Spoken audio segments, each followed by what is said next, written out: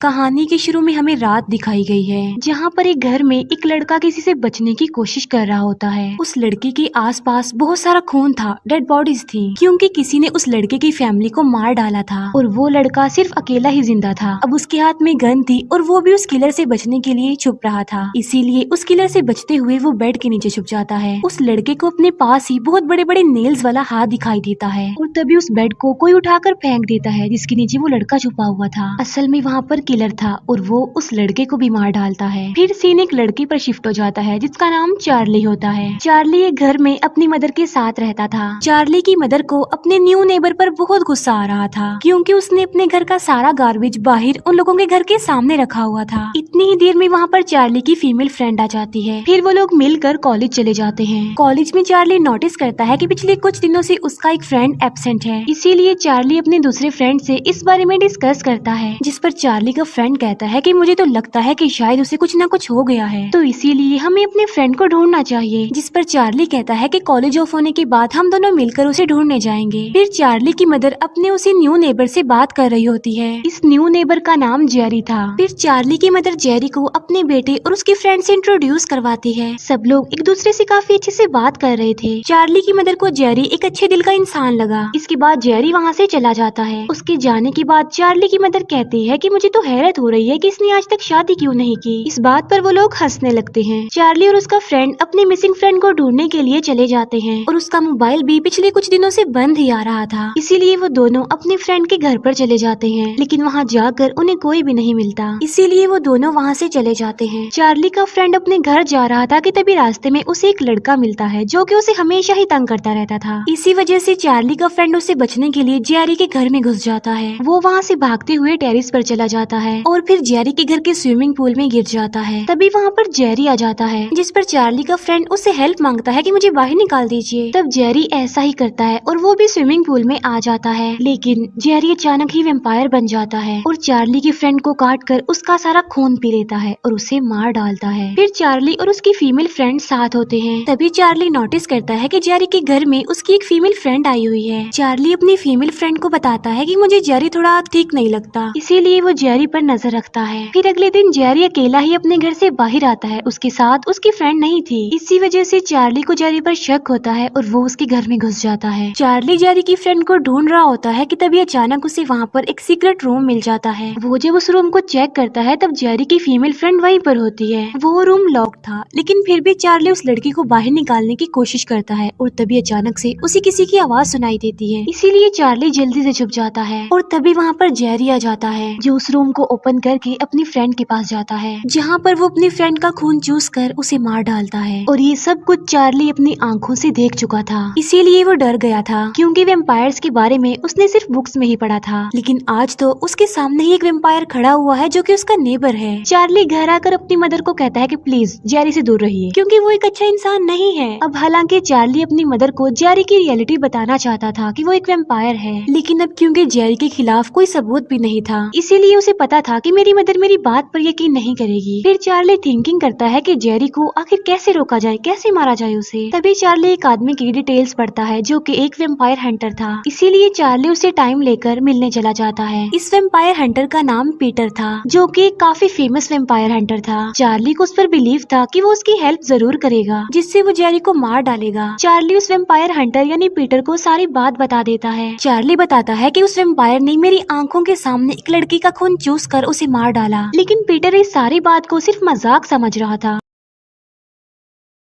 और वो चार्ली को कहता है कि जाओ तुम घर चले जाओ। पीटर को ये सारी बात सिर्फ एक बनी बनाई कहानी लग रही थी और कुछ भी नहीं। लेकिन साथ साथ पीटर चार्ली को एक बात भी बताता है कि तुमने इस बात पर जरूर अमल करना है, और वो ये कि अगर वो आदमी सच में एक वेम्पायर है तो उसे कभी भी अपने घर आने के लिए इन्वाइट मत करना, क्योंकि वेम्पायर्स किसी के भी परमिशन के बगैर उसके घर में जा नहीं सकते। लेकिन जेरी तो वक्त गुजरने के साथ साथ और ज्यादा खतरनाक बनता जा रहा था। वो एक एक करके सबको अपना शिकार बनाता जा रहा था और अपने खून की प्यास बुझा रहा था, और वो दो फ्रेंड्स को भी बड़ी बेरहमी से मार डालता है। टाइम गुजरने के साथ साथ वो वैम्पायर्स का डर लोगों में बिठाता जा रहा था। फिर चार्ली का बदलता हुआ बिहेवियर देखकर उसकी फीमेल फ्रेंड उसके घर पर आती है और वो चार्ली से पूछती है कि तुम अजीबोगरीब हरकतें क्यों कर रही हो, क्या हो गया है तुम्हें। जिस पर चार्ली अपनी मदर और अपनी फ्रेंड को बताता है कि जेरी एक वैम्पायर है और मैंने उसे अपनी आंखों से देखा है किसी लड़की का खून पीकर उसे मारते हुए। तभी घर के बाहर जेरी आ जाता है और उनके घर का दरवाजा बंद था। जेरी चार्ली की मदर को कहता है कि मुझे अंदर आने के लिए इनवाइट कीजिए, जिस पर चार्ली अपनी मदर को कहता है कि नहीं, आप ऐसा नहीं करेंगी। इसीलिए चार्ली की मदर जेरी को वहाँ से जाने के लिए कहती है और तब जेरी बगैर माइंड किए वहाँ से चला जाता है। लेकिन तभी वो चार्ली के घर के गार्डन में जाता है। वहाँ जाकर वो जमीन को खोदने लगता है, जहाँ से वो गैस की पाइप निकाल कर उसे काट देता है, जिससे वहाँ पर गैस लीक होने लगती है और जेरी लाइटर से वहाँ पर आग लगा देता है, जिससे वहाँ पर ब्लास्ट होता है और चार्ली का घर जल जाता है। लेकिन फिर भी वो तीनों किसी तरह बच जाते हैं। तब वो देखते हैं कि जेरी बाहर आकर कह रहा है कि अब तो तुम लोगों का घर ही नहीं रहा, तो मुझे इनविटेशन देने की जरूरत भी नहीं है और मैं इनविटेशन तुमसे लेना भी नहीं चाहता। फिर वो तीनों गाड़ी में बैठकर वहाँ से भाग जाते हैं। लेकिन इतनी आसानी से जेरी उनकी जान छोड़ने वाला नहीं था, इसीलिए वो भी अपनी गाड़ी में बैठकर उनका पीछा करता है और फिर वो अपनी गाड़ी चार्ली की गाड़ी के सामने लाकर खड़ी कर देता है और खुद आकर बाहर खड़ा हो जाता है। लेकिन चार्ली की मदर फुल स्पीड में गाड़ी चलाकर जेरी को ठोक देती है और अब जेरी उनकी गाड़ी के नीचे था और वो वहीं से ही गाड़ी के अंदर आने की कोशिश कर रहा था। लेकिन तभी एक दूसरी गाड़ी चार्ली की गाड़ी से टकरा जाती है। वो लोग अपने आसपास देखते हैं लेकिन जेरी उन्हें कहीं भी दिखाई नहीं दे रहा था। फिर वो दूसरी गाड़ी वाला आदमी अपनी गाड़ी से बाहर आता है, लेकिन तभी जेरी उस गाड़ी के नीचे से बाहर आ जाता है और अब तो वो अपने वैम्पायर रूप में भी आ गया था और वो उस आदमी की तरफ बढ़ रहा था। तब वो आदमी अपनी गाड़ी में चला जाता है, लेकिन जेरी उसे गाड़ी से बाहर निकाल देता है और वो उसे काट कर उसका खून चूस लेता है और उसे मार डालता है। और अब जेरी चार्ली की तरफ आगे बढ़ रहा था। तब चार्ली जेरी को एक क्रॉस दिखाकर डराने की कोशिश करता है, लेकिन जेरी को उससे जरा भी फर्क नहीं पड़ता और वो उस क्रॉस को ही जला देता है। फिर वो जैसे ही चार्ली को मारने के लिए आगे बढ़ता है, तब चार्ली की मदर एक बड़ी लकड़ी उसमें घुसा देती है, जिससे जेरी तड़पने लगता है। लेकिन चार्ली जानता था कि थोड़ी देर तक वो दोबारा से अपनी असली हालत में आ जाएगा, इसीलिए वो तीनों जल्दी से अपनी गाड़ी में बैठकर वहाँ से निकल जाते हैं। ये सब कुछ होने के बाद चार्ली उस वैम्पायर हंटर पीटर से मिलने आता है। तब पीटर चार्ली से सॉरी बोलता है कि पहले मैंने तुम्हारी बात पर बिलीव नहीं किया था। पीटर बताता है कि काफी सदियों से वैम्पायर्स भी इस दुनिया में पाए जाते हैं और ये वैम्पायर सारे इंसानों को अपने जैसा ही बनाना चाहते हैं। तभी पीटर को किसी की कॉल आती है कि आपके लिए एक पार्सल आया है और वो अंदर आना चाहता है, इसीलिए पीटर उसे अंदर आने की परमिशन दे देता है। वो लोग सोच रहे होते हैं कि इतनी रात को पार्सल कौन लेकर आया होगा, लेकिन तभी वहाँ पर चार्ली का फ्रेंड आ जाता है जिसे जेरी एक वैम्पायर बना चुका था। उसे देखकर पीटर डर जाता है और वो एक रूम में जाकर खुद को बंद कर लेता है। तब चार्ली और उसकी फीमेल फ्रेंड अपनी जान बचाने के लिए वहाँ से भागने लगते हैं और चार्ली का वो वैम्पायर फ्रेंड उनके पीछे पड़ जाता है। तब चार्ली अपनी फीमेल फ्रेंड को वहाँ से भागने के लिए कहता है और अपने वैम्पायर फ्रेंड को अपने पीछे लगा लेता है, इसीलिए चार्ली की फीमेल फ्रेंड वहाँ से भाग जाती है और यहाँ पर चार्ली और उसकी फीमेल फ्रेंड एक दूसरे से अलग अलग हो गए थे। और तभी चार्ली की फीमेल फ्रेंड के सामने जेरी आ जाता है। तभी चार्ली की फीमेल फ्रेंड देखती है कि वहाँ पर हॉली वाटर पड़ा है, इसीलिए वो उस हॉली वाटर को जेरी के फेस पर फेंक देती है, जिससे जेरी का फेस जलने लगता है और चार्ली की फ्रेंड वहाँ से भाग जाती है। मीनवाइल चार्ली का वैम्पायर फ्रेंड उसे नीचे गिरा देता है और वो चार्ली को काट कर बस उसका खून पीने ही वाला था कि तभी चार्ली की फीमेल फ्रेंड आकर उस पर अटैक कर देती है, जिससे चार्ली का वो वैम्पायर फ्रेंड गिर जाता है। चार्ली की फ्रेंड उसे कहती है कि देखो चार्ली, तुम्हारा फ्रेंड अब एक वैम्पायर बन गया है, तो प्लीज उसे मार दो, वरना वो हमारे लिए खतरा बन जाएगा।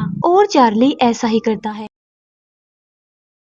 वो एक नोकदार लकड़ी को अपने फ्रेंड के दिल के आर पार कर देता है, जिससे चार्ली का फ्रेंड जल कर वहीं पर ही मर जाता है। इसके बाद चार्ली और उसकी फीमेल फ्रेंड वहाँ से भाग जाते हैं। तभी वो दोनों क्लब की एक पार्टी में चले जाते हैं जहाँ पर बहुत सारे लोग थे और तभी उनका पीछा करते हुए जेरी भी वहाँ पर आ जाता है। अब क्योंकि वहाँ पर काफी ज्यादा लोग थे, इसीलिए चार्ली और उसकी फीमेल फ्रेंड एक दूसरे से अलग अलग हो जाते हैं और फिर जेरी चार्ली की फीमेल फ्रेंड को पकड़ लेता है। लेकिन इससे पहले कि चार्ली अपनी फ्रेंड को बचा पाता, जेरी उसे काट कर उसका खून पी लेता है। ये देखकर चार्ली को काफी अफसोस होता है, लेकिन अब क्योंकि उसे अपनी जान बचानी थी, इसीलिए वो वहाँ से भाग जाता है। इसके बाद चार्ली पीटर के पास आ जाता है और वो उसे कहता है कि तुम बुज़दिल हो, तुम कोई बहादुर नहीं हो, तुम डरपोक हो, ना ही तुम कोई वैम्पायर हंटर हो, और मेरी वैम्पायर फ्रेंड से बचने के लिए तुम एक रूम में जाकर छुप गए और हमें मरने के लिए छोड़ दिया। लेकिन फिर बाद में चार्ली कहता है कि चलो कोई बात नहीं, छोड़ो इस बात को, लेकिन अभी तुम्हारे पास टाइम है खुद को प्रूव करने का। पीटर कहता है कि जेरी को मारने के लिए पहले उसे जलाना पड़ेगा, जिससे वो कमजोर हो जाए जाएगा और बाद में एक नोकदार लकड़ी को उसके दिल के आर पार कर देंगे जिससे वो मर जाएगा। और जैसे ही जेरी मरेगा वो सारे लोग बच जाएंगे जिसे उसने वेम्पायर बनाने के लिए जिंदा रखा हुआ है। इसका मतलब ये था कि चार्ली की फीमेल फ्रेंड अभी बच सकती थी। चार्ली कहता है कि चाहे कुछ भी हो जाए मैं तो जेरी को नहीं छोड़ने वाला, मैं उसे जला दूंगा, तुम देखना। लेकिन रही बात नोकदार लकड़ी को उसके दिल के आर पार करने के, ये काम तुम करोगे। अब क्योंकि पीटर जानता था कि चार्ली अकेला तो ऐसा नहीं कर सकता, इसीलिए वो चार्ली की हेल्प करने के लिए तैयार हो जाता है।